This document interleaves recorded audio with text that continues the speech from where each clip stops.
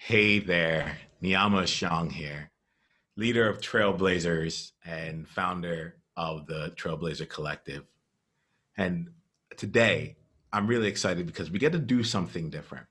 We get to have a conversation with one of the biggest Mavericks, Trailblazers, outliers that I know.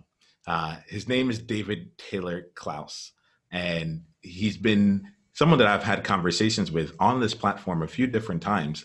And each time that we come in, there's been a different focus as well as a different level of insight that I've gotten and a deeper connection of conversation as well. Today, I'm happy to bring to just have a conversation with David for around something that is actually really exciting in both of his worlds, which is David has recently launched a book. It's called Mindset Mondays with DTK: 52 Ways to Rewire Your Thinking and Transform Your Life. So today we get to play. We get to play here a bit with DTK.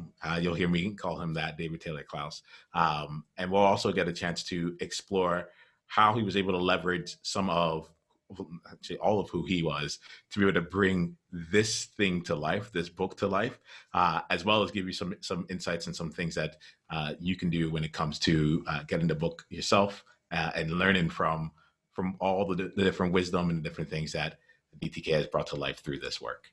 So, David, I am thrilled to be able to have this conversation with you. I think I just get really excited for wherever this conversation happens to go. I hold you in high regard, and I deeply respect you. I'm glad that you and I get to have a conversation today. Hey, thrilled to be in the sandbox with you. Thanks, Yeah, Niiamah. absolutely, absolutely.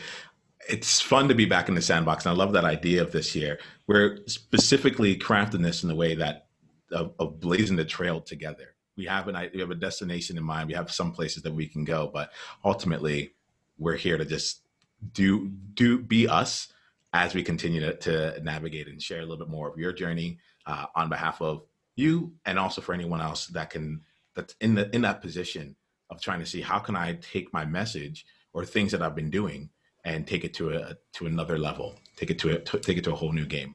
So DTK, I think what would be really great, because I find myself, I'm a person that's about the meta.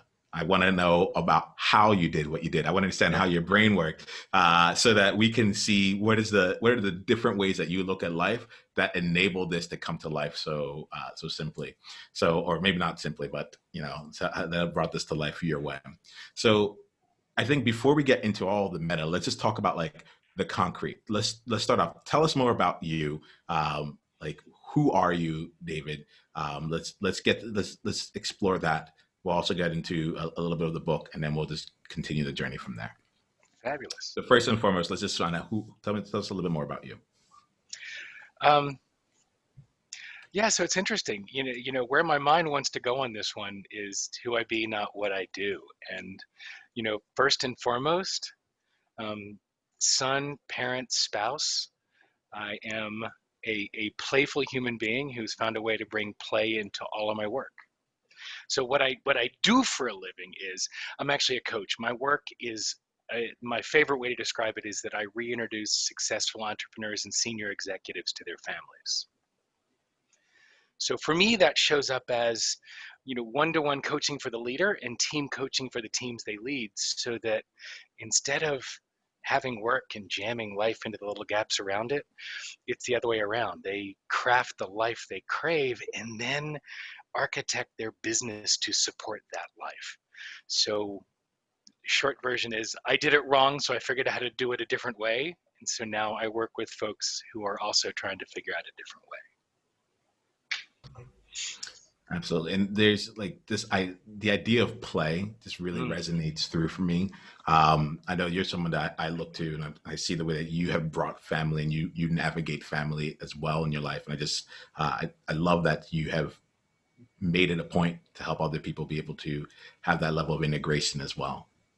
And I think play actually becomes the invitation, even to work on the deepest, most intense stuff.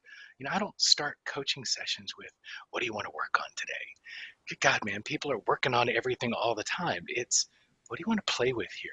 Mhm. My first email, once a client signed on and they get all the welcome stuff in the process, it says, welcome to the coaching playground. It's people will play with some really intense, sometimes incredibly dark stuff and go all in and bring all of their creativity, as opposed to, I got to go work on this stuff. It's the language, that idea that words create worlds. Language is important, man, and it shifts people's engagement and engagement style. So yeah, I'm a big fan of bringing play in. I love how words create worlds. When you say that here, I know you've carefully chosen some words throughout your book here to actually create a world and give us some different mindsets throughout just how we can actually see our world. Yeah. So I'm excited to go and explore that. I also think about you, DTK, as someone who is really you're someone who has taught me the power of language. You've been a great mentor along that path there, and I noticed the language that I choose to use. Uh, it's actually been influenced by our conversations and also by the attention that you bring to it. So I'm really excited to be in this conversation. I want to make sure I share that with you as well. Thank you.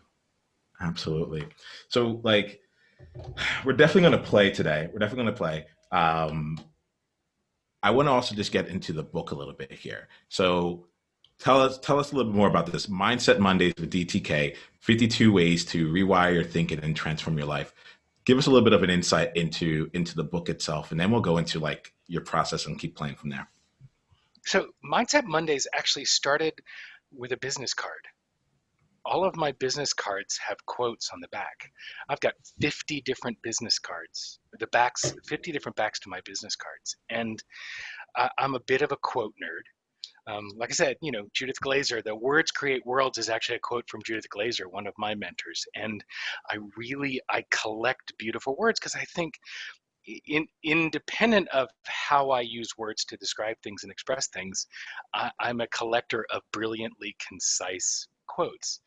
And when I was looking in 2017 for a way to get more comfortable and more facile in front of a camera and more fluid with my point of view and talking about it, my marketing person and I sat down and she looked at me, she said, come on, man, we've just done all these cards and narrowed it down from hundreds of quotes to these 50. What if you did a weekly live broadcast where you grabbed one of the cards and just riffed for 10 minutes every Monday morning? It's like, holy crap, we can make this about mindset. And then it just exploded from there.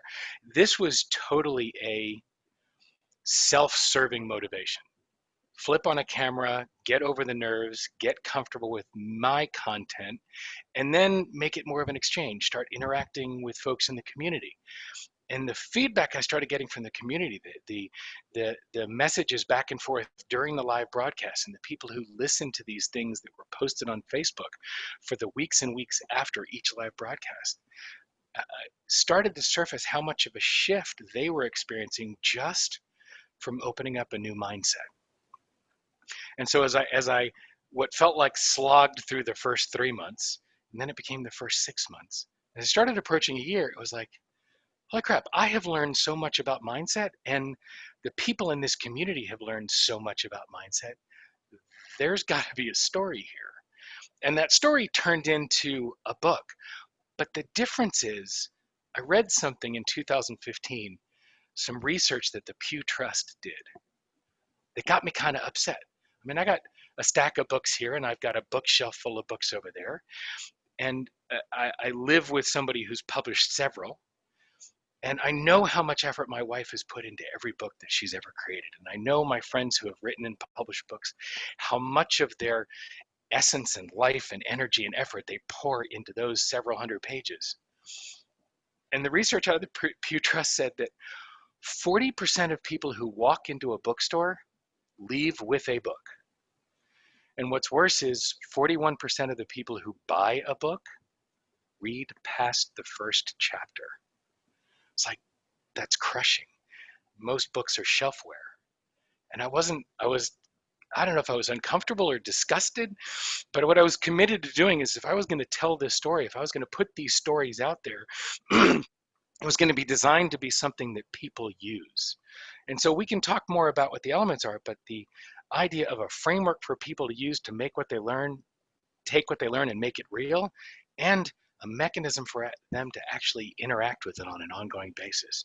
So I actually created this book with, I took a lot of help from folks around me, and I had somebody help me craft this book as well. It is designed for people to use it throughout the year. So it's part labor of love, part book, part outcome cascade of a self-serving effort. How's that for capturing it, Niiamah? You know what? What I love about this here is this. It's just how much of the essence of you through this process has even come out. Um, what I would love to do really quickly is to slow down a bit on this. And the Oh moment yeah, I hear something like, and then it just exploded from there, I was like, all right. So like in the moment of combustion, like, can we just go to that moment and just kind of like slow that down, rewind that, slow yeah. that down? Um, because there's a lot of different things that I was hearing throughout this year. One of them is this book started from a business card. Did I get that right? Absolutely. Okay. So like some of the things that was really like striking to me, you had an idea before 2017 to like create these cards that would have a quote on it because words are really important to you, right? And then you got done that. And what I'm hearing is that then there was another project that was built on that, right? Which was and that was to like to go out there and create the videos. All of this is under the umbrella of repurposing content. All of it. Yeah, yeah. This is what I'm feeling here. This is what I'm feeling. Like that's what I want to call out first and foremost. Like just the commitment to repurposing. It's like it was almost like the book itself had started being written back when the card was out, and you didn't even have insight in it. Did you know that you were going to write a book at that time? I guess that's the question that's on my mind. When we first talked about the videos, no, but I want to go back a click because Yeah. what you said was so sweet. Um, yeah, it wasn't a commitment to repurposing content. It was purely least amount of effort for most amount of impact, right? Mm. I had content. I could go create more content, or I could figure out ways to use, repurpose, and expand what I already had. A tenth of the effort for 10x the impact. So call it lazy, call it efficient, call it brilliant, whatever you want. It was doing as little effort as possible in the midst of the day-to-day operation of my company to get the most impact. All right. So there's a bit there. There's a bit that I want to that element of 10% of the effort to get 10% of to get Oh 10 yeah. times the impact. That's massive. We'll And like you've talked about that before, and I love how you bring that into the space. That's huge. absolutely. I would probably call it laziness, right? I'm like, be lazier, be lazier. You're working way too hard. Be lazy. So I'd love to I want to explore this shit because I'm hearing the overarching like this is what I did. But I would love to. I think where I like to see here is for us to go a couple layers underneath to understand like what was your mindset at that time, right? So I'm You thinking mean about you mean besides I don't want to do any of this? I don't want to flip yeah. on the camera. I don't want to be public. I don't want to expand my visibility. Yeah, the heart's saying get out there and the brain is saying turn off the camera. Be quiet. Okay, Shh. let's go to that. Let's Yeah. go to that because because what I'm hearing here is like this is an ongoing journey that has continued to grow, continue to grow, continue to grow into whatever the next evolution is. I'm realizing this we're having this conversation that this book is not the end either. You know, Oh no. we're just at a point in time before the next thing that grows from this grows, and I really want to call that out here. So yeah, I want to go back to all those things you talked about the heart was saying something and the brain was saying something else. And I look at you as someone who knows how to unlock the power of the heart on behalf of yourself and for others. So I would love to go into that heart space here because I think that's where myself, other Mavericks, other Trailblazers, we have an idea. We're stuck in that place, or we have our heart chatter and we have our brain chatter going on, right? And right now, the current result is a manifestation of a book. But I would love to go into those places where you continue to just start such that you had things to repurpose. Okay, see, so what you know about this story is that the conversation was in 2017 and there's a book now. What you don't know about the story is that I didn't do anything with the marketing plan that we created in 2017, in February of 2017, until January of 2018. I sat on it because I listened to the head chatter. The heart doesn't need any reassurance or any corroboration or any agreement from anybody outside. The head craves it, right? So you listen to your head and you sit still and wait to be loved or stroked or acknowledged or validated. The heart's like, let's go, let's go, let's go, right? The heart knows. The brain doesn't know shit. So I literally didn't do anything until I assist in the training, in the curriculum delivery for the place where I did my coach training back in 2008. And I was sitting in one of those courses. And one of the things that the assistants do is we dive in to the dyads and triads when the coaches are practicing. I get some exquisite coaching for some very new coaches. And one of them was talking about, okay, what's one of the things you want to work on? It was like expanding my visibility, getting myself and my message out there so I can expand my impact of footprint or footprint of impact. And she started coaching me around that. And I fessed up that I had this whole plan mothballed on a shelf. And we happened to be working on challenges at that point. She goes, okay, pull out your phone. So she goes, text your marketing person, tell her you're launching this week. I was like, no, oh, hell no. So we launched in 15 days and launched the Mindset Mondays broadcast. I'm now approaching 150 weekly episodes. But it was a challenge to just start doing it. I'd heard from a coach friend of mine who said, your first 6 videos are going to suck. So get out there and start sucking. So it was ripping off the Band-Aid and getting started. I didn't want to do it. I didn't want to do it. I did not want to do it. But I made a commitment to this coach in a challenge to do it. I flipped the switch with my marketing person. And I posted something that afternoon that said I was starting the broadcast on Groundhog Day so that next year at Groundhog Day, my life didn't look the same. And damn it, I launched it. And so at that point, and here's the part that's fun for us, Niiamah, I started it. And once I started it, it was like, okay, well, I got to do this, right? So I leaned in. Yeah. So like, this is like, I'm also, as we talk, I get really curious as to what is your, how do I say it? Your path to your own unique success. Like, what are the things that work for you? And so some of the things I'm hearing from you here in this case was, there was an element of visibility that was already showing up for you, and you were having a conversation around it. You surround yourself with people who are like asking themselves these types of questions, or you can actually get support. You surround yourself in a place where you can actually get support there.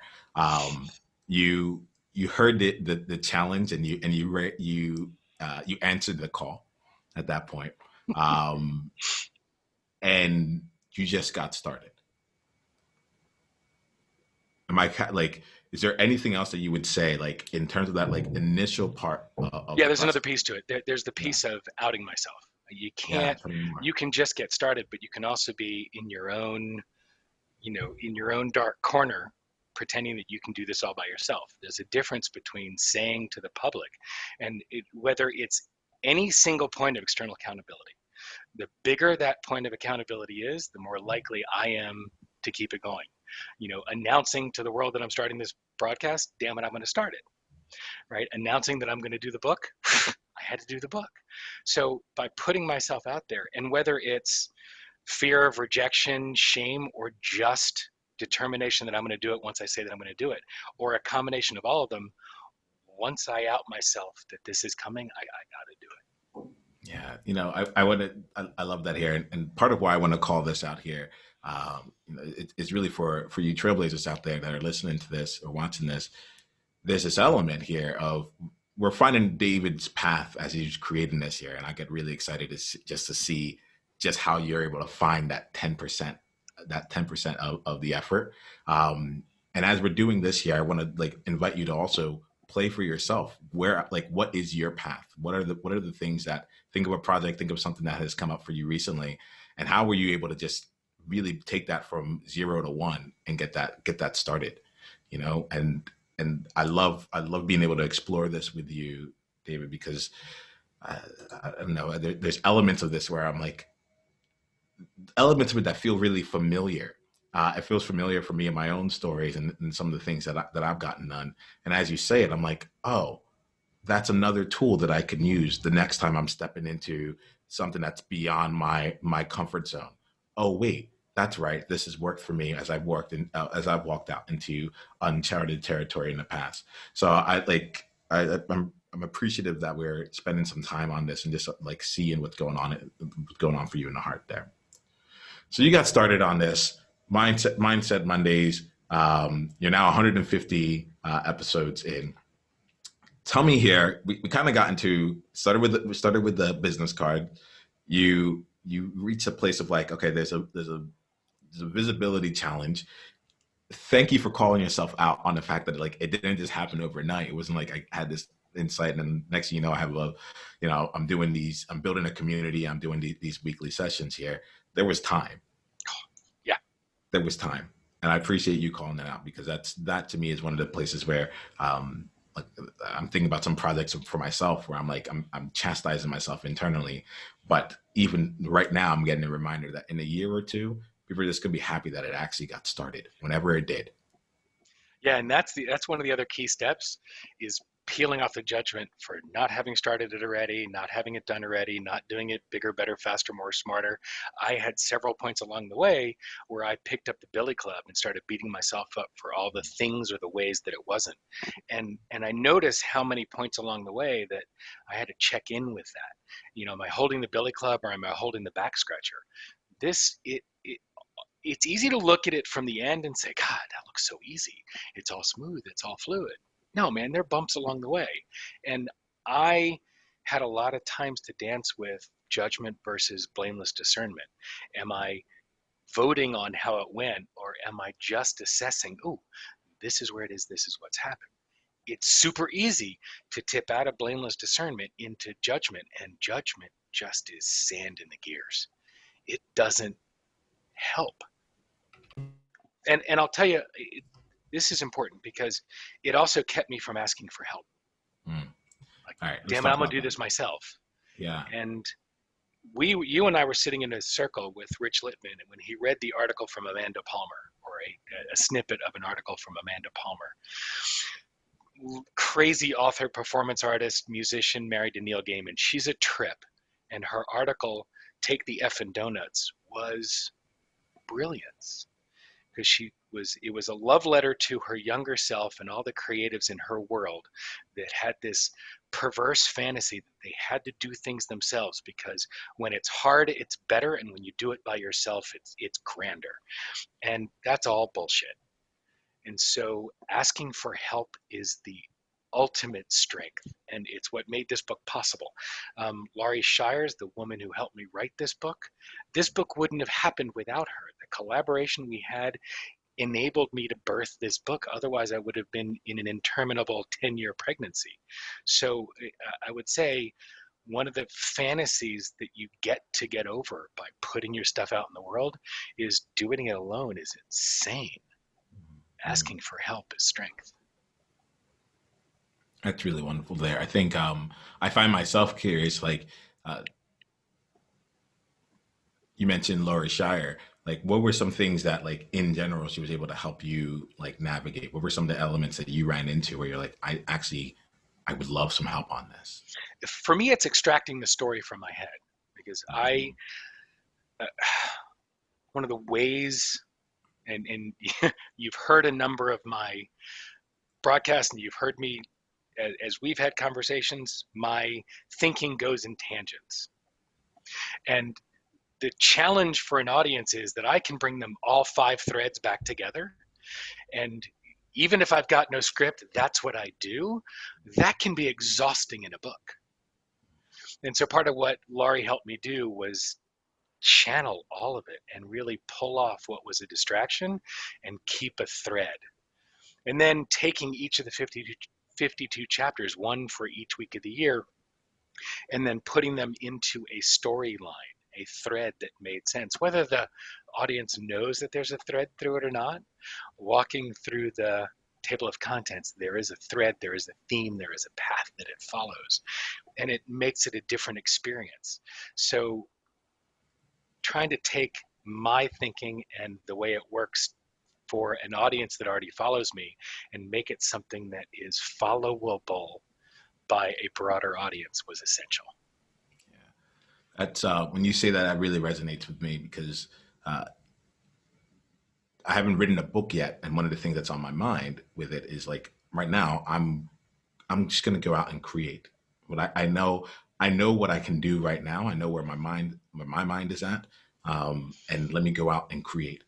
But there is this element. I love how you said it. Like you've done things, you've created for an audience, you've actually built a real community around it, and now translating that into a different medium. A lot of times for me, when I think about that, in my mind, in my head, I'm like, okay, I got this. When this comes, I'll know what to do.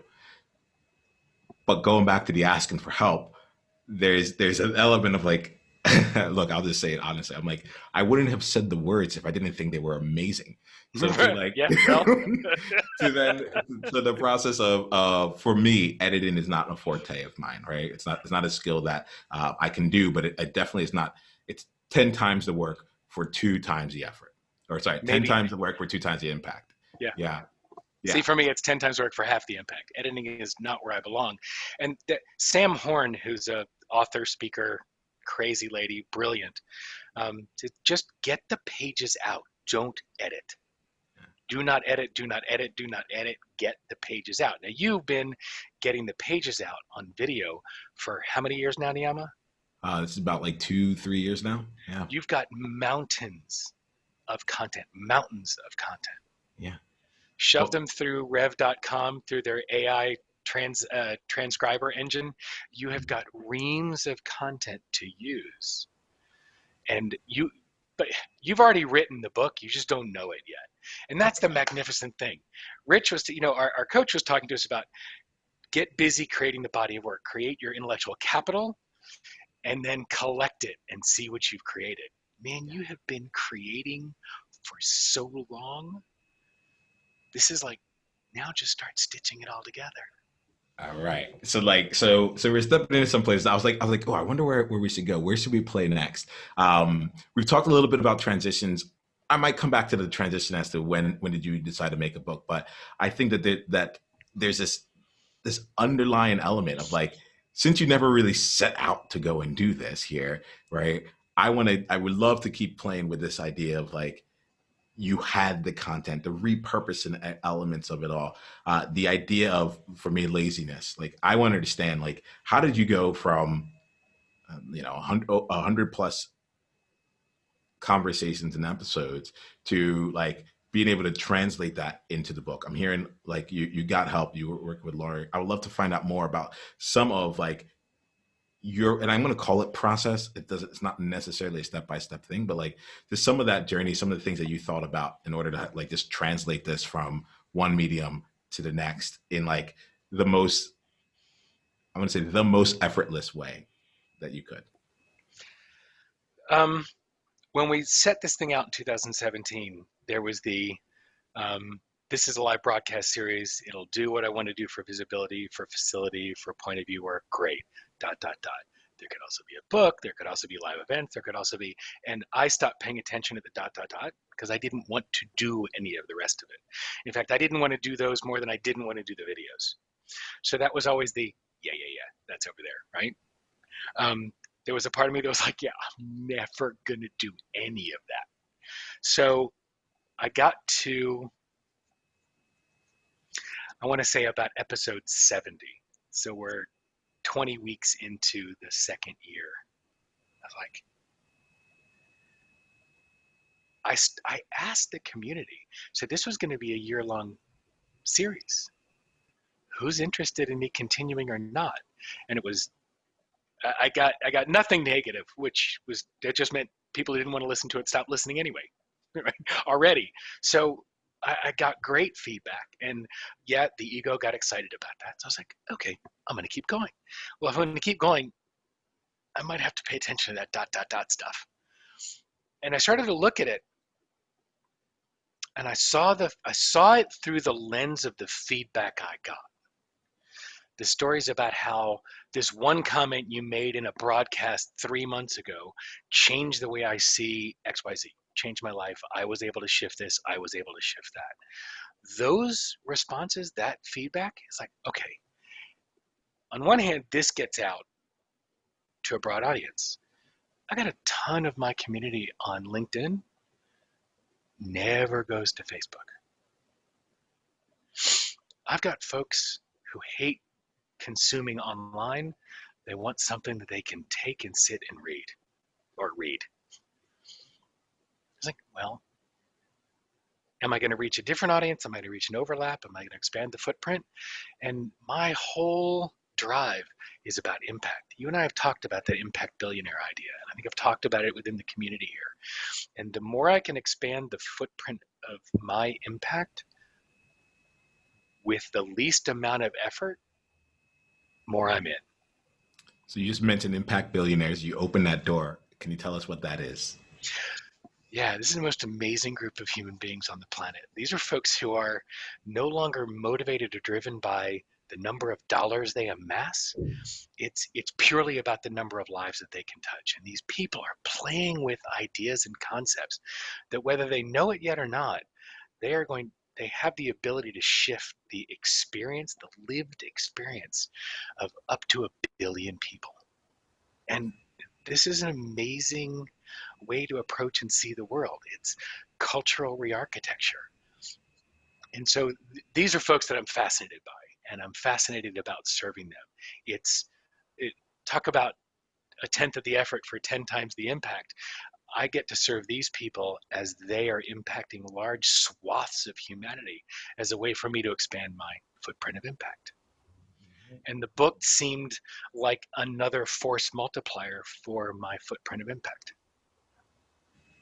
So like I'm loving this. I'm seeing this here, and look, I see you as an impact billionaire, and that's part of the reason why I want to make sure we're having this conversation. I know that for me, I'm very excited to just like dive very much into the book and continue to apply all the things that come out from it. I love our conversations, and so to me to have access to basically like DTK's mind and in a in the short, digestible, very like easy to process and implement kind of fashion. I get very excited about that.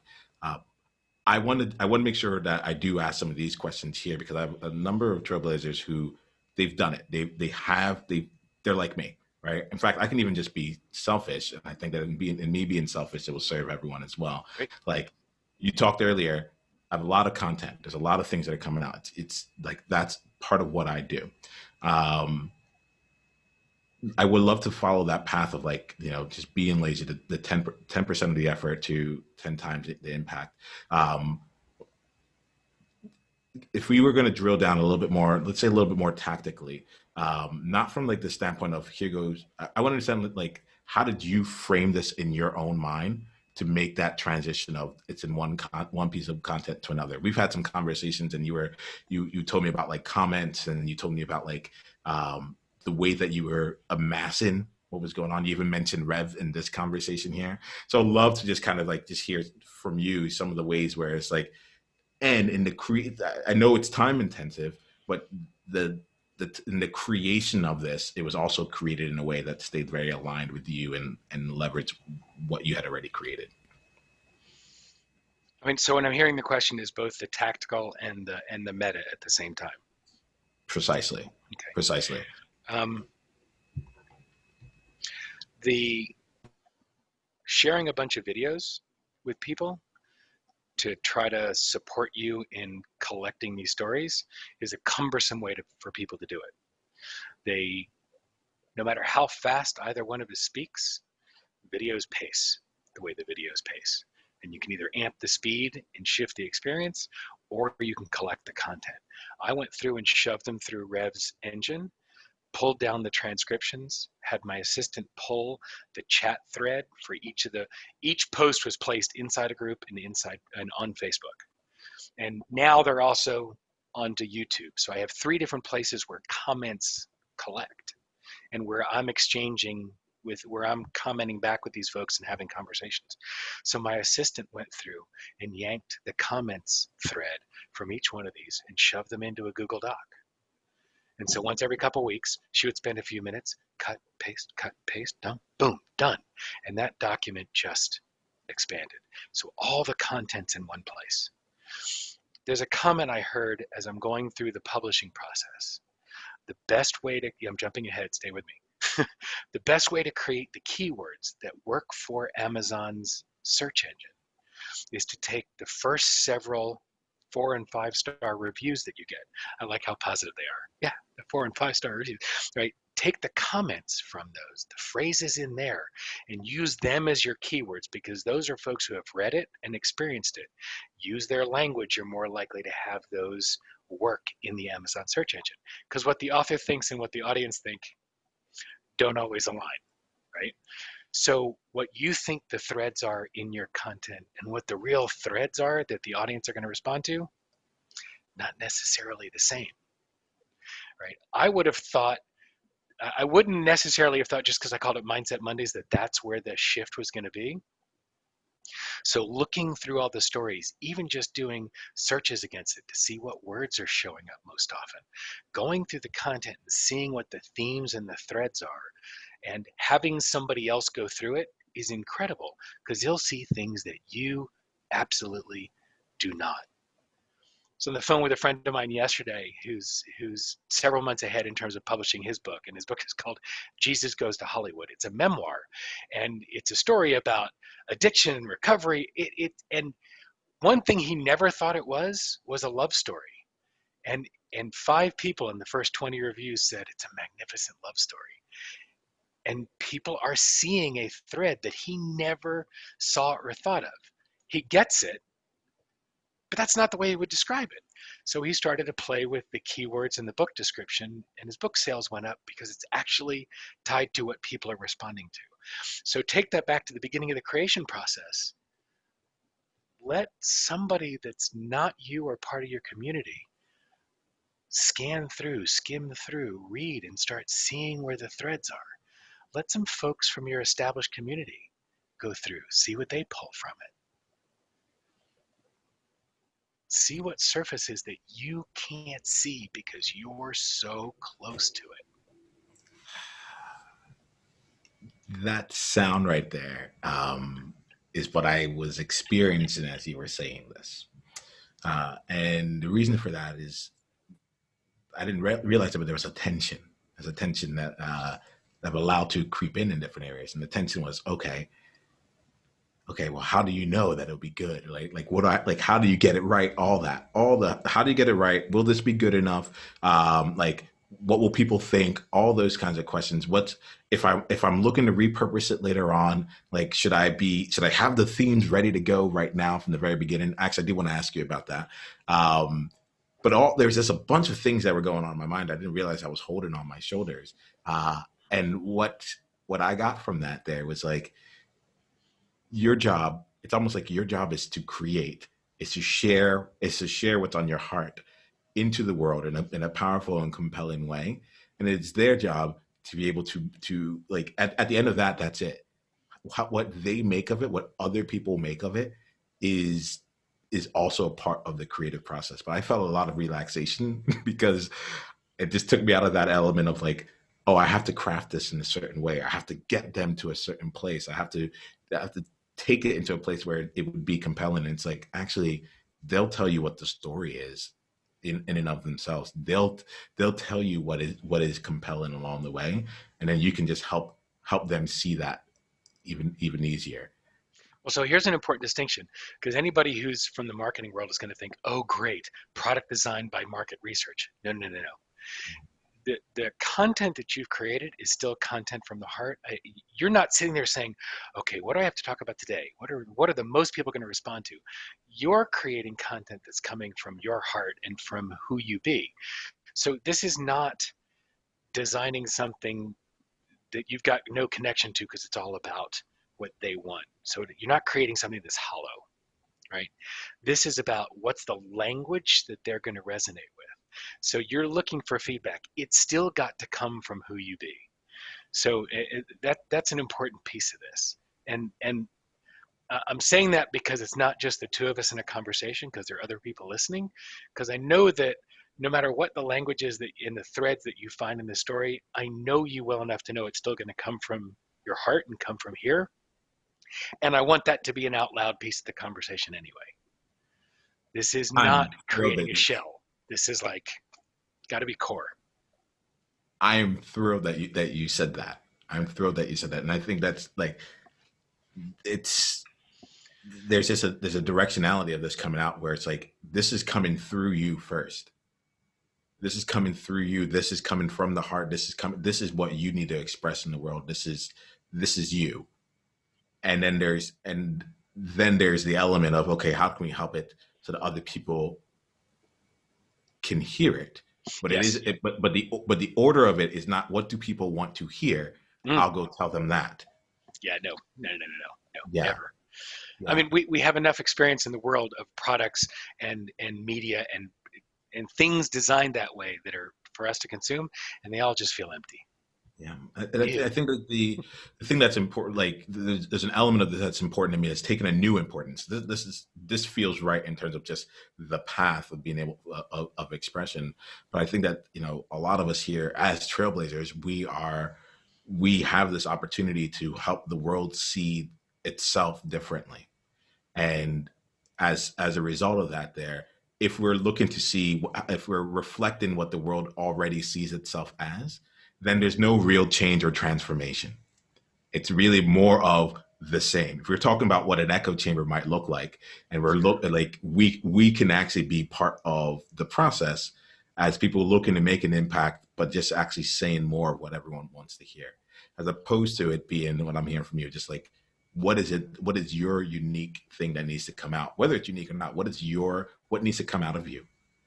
And then using that to make sure that okay, this has come out of me. Let's make sure that people can actually be able to leverage this, to use this, to hear this. They're finding it in whatever way it is. Like it's a love. The story is already written, whether you think of it as a productivity story or a love story.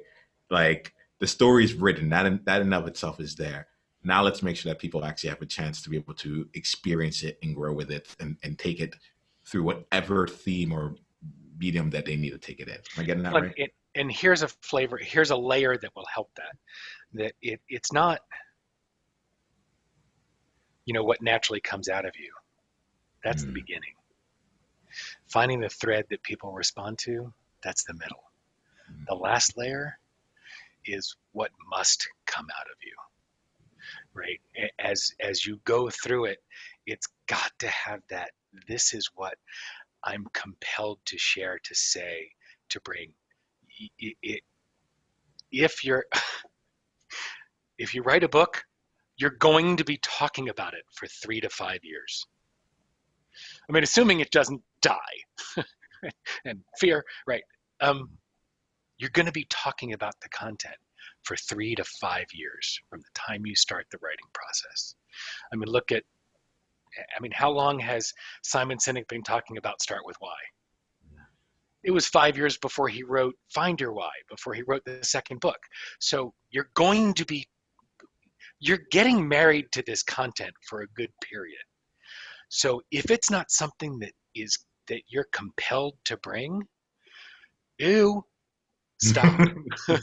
Right? So at the end of this, the lens that you go through is definitely what's the compulsion? Not what do I need to, ought to, should, must, none of that crap.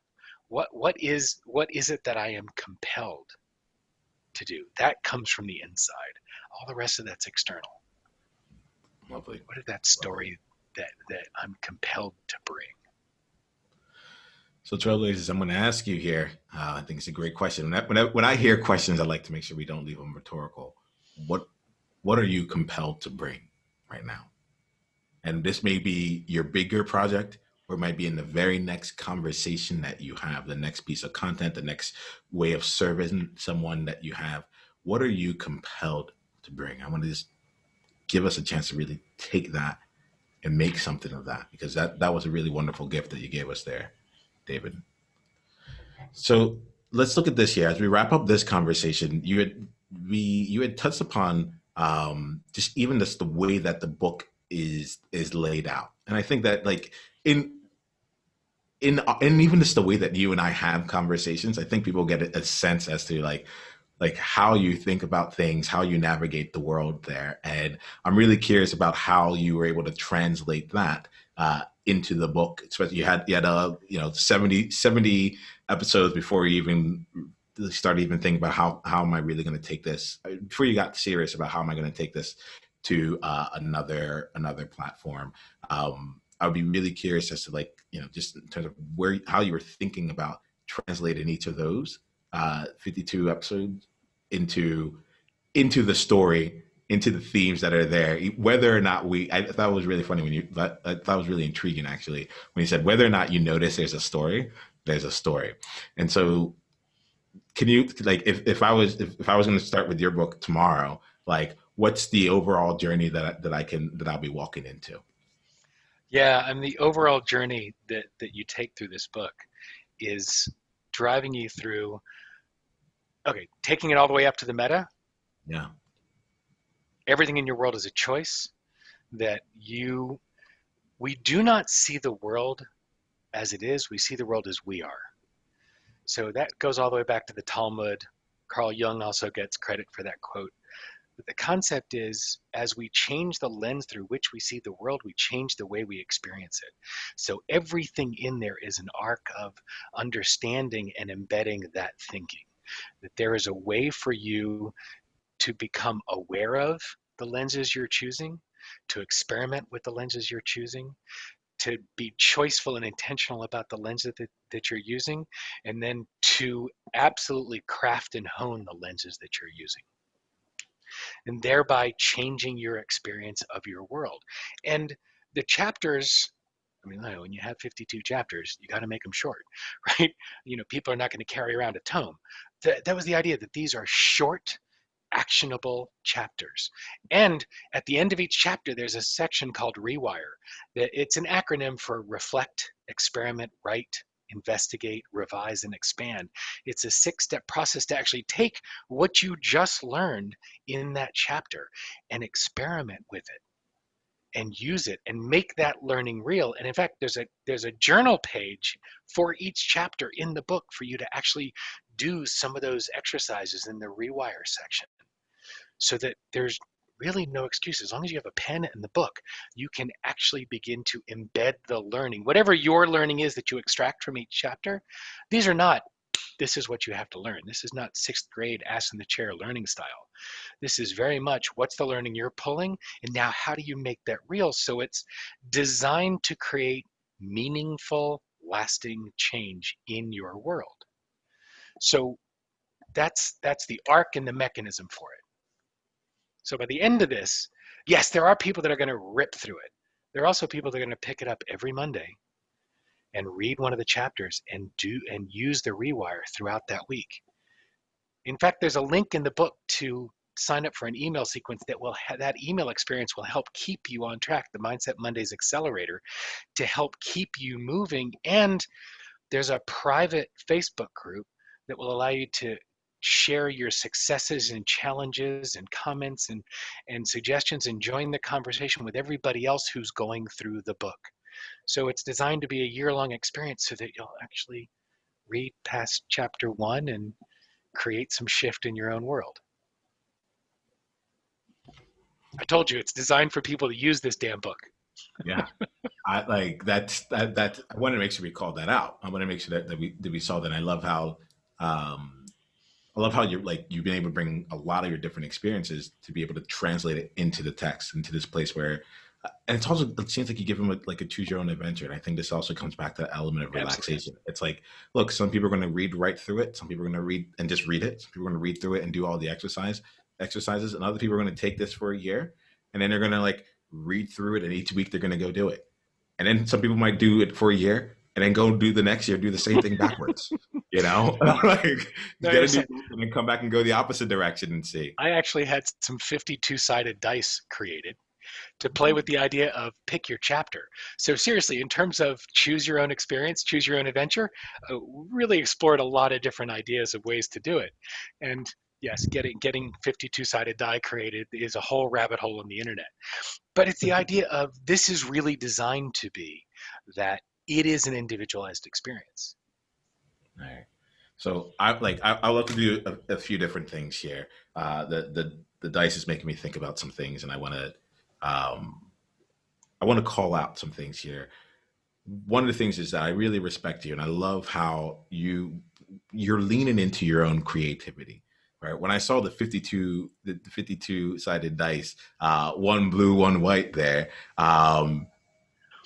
it resonated very deeply. It resonated deeply because this to me said, here goes someone who is just committing himself to the thoughts on his mind, the creative expressions, like it led down a path of like, how do I actually create this here? And what I get is a sense of like, this too also had space, the idea of a 52 sided die, and a very simple way to, like you said, play while still doing all this work here.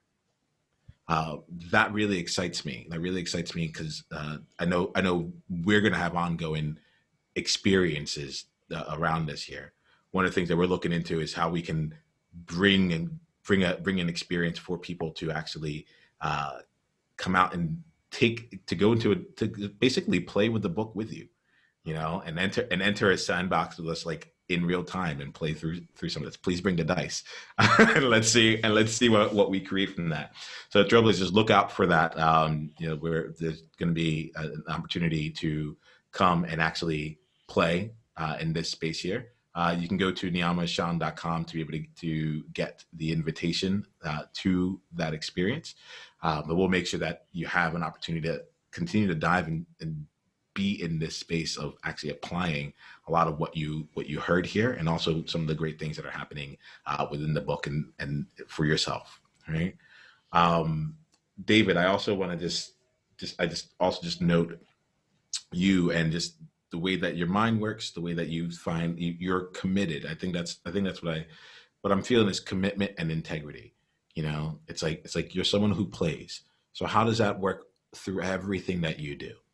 You're someone who shows up and really plays from the heart. And so how does that come through? And I really wanted to say, like, it's like we're talking. It's interesting. It's Mindset Mondays, but it's like when I think about it here, knowing you, there's so much that also hits the heart along the way. And I just wanted to say thank you for bringing your heart to this conversation. Thank you for letting us know more about your process, because I can see how, like, the heart has come out throughout all that, and I'm really excited to continue to dive down the path of what takes place when, however I choose to play the journey, and how all of us choose to play here, and as we choose our adventure. A number of us are going to want to continue the adventure with you, DTK. So can you share with us, like, how we can go about doing that? I alluded to you and I having something in the future where we can work with people in real time. But for anyone else that's looking to get their hands on the book, or and stay in your world, where can they go? Beautiful, thank you. Mindset Mondays. So there's a Facebook group that will give you easy access to the live broadcasts, and that's facebook.com/group/Mindset Mondays. You can always go to mindsetmondayswithdtk.com. That'll point you towards the book, point you towards the broadcast. It's a great central point to find access to all of this. Once you've got the book, there's an invitation to the Mindset Mondays Accelerator, so that you have those two pieces to play off each other.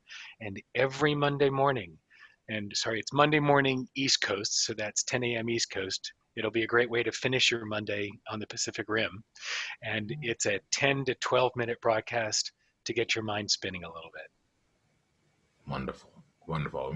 We're really much about that here, just having that thought provoking element of it all. So, David, as we wrap up for today, I'd love to give you the space to play, and leave us with one.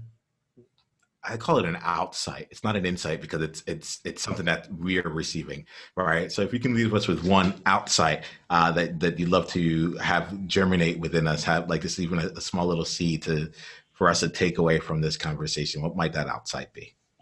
Yeah, and Thank you for asking that, because I'm looking at the little chalkboard behind you, outliers, pioneers, and mavericks. And I realize one of the things that happens when you're out in front, when you're creating a path, and there's both the compulsion from the inside to draw you to create and to lead. There's also an unfortunate common outcome of isolation, right? Because you are out in front, you're creating the path. That trailblazer piece can be super lonely. Just because you're an outlier, just because you're a trailblazer, just because you're a maverick, doesn't mean you don't ask for help and you don't have access to it. So the question that's open to all outliers, pioneers, and mavericks is, where's the support that's already there and available for you? Where can you seek that support, that 10% effort for 100x outcome? Thank you, David. I'm going to let that question sit there. I'm looking forward to the ongoing success of the book. I'm looking forward to the ongoing success of people's lives being transformed and their mindsets being shifted on a regular basis. Thank you for playing the game that you play. Thank you for being the human that you are. I'm thrilled we got to spend this time together. I'm thrilled that we can all go on this journey with you as well. All right. I'm really looking forward to it. Mindset Mondays with DTK. Beautiful, Niiamah. Thanks for letting me jump in the sandbox with you. Joy. Hey, Niiamah here. Hit the subscribe button if you haven't yet, and then go ahead and leave one of your insights from today's video in the comments below. If you're looking to take this deeper, you can go and watch another video, or you can go to niiamah.com/tribe to get exclusive invitation to our tribe member only events. I'll see you soon.